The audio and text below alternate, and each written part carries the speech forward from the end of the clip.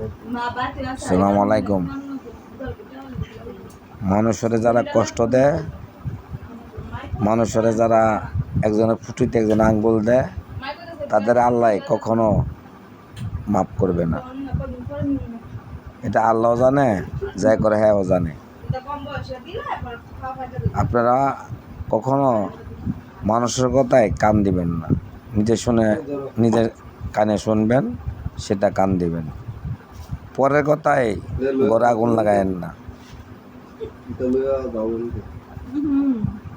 পরের কথায় ঘরে আগুন লাগায়েন না। এই বিপদ কিন্তু আপনারও আসবে।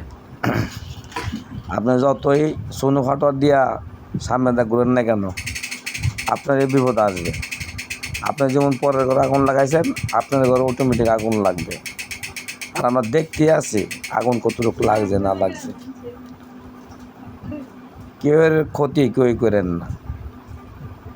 ক্ষতি করবেন আর বিপদ গারো আসবে।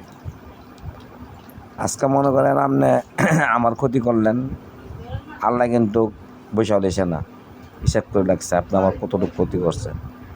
তার চেয়ে ডবল, শত শত গুণের ডবল আপনার কষ্ট করতে হবে। এখন না করেন, পরে করতে হবে। পরে করেন না, মরার আগে দেয় দিতে হবে। মরার আগেও আপনাকে যে মানুষের ক্ষতি করছেন, মানুষের উস্কানি দিছেন, এগুলো আপনারে ইনশাল্লাহ আল্লাহ যদি বাঁচায় রাখে, মরার আগেও আপনার দেখায় দিব পাবলিকের আপনি একজনের ক্ষতি করছেন, শান্তি পাবেন না। আসসালামু আলাইকুম।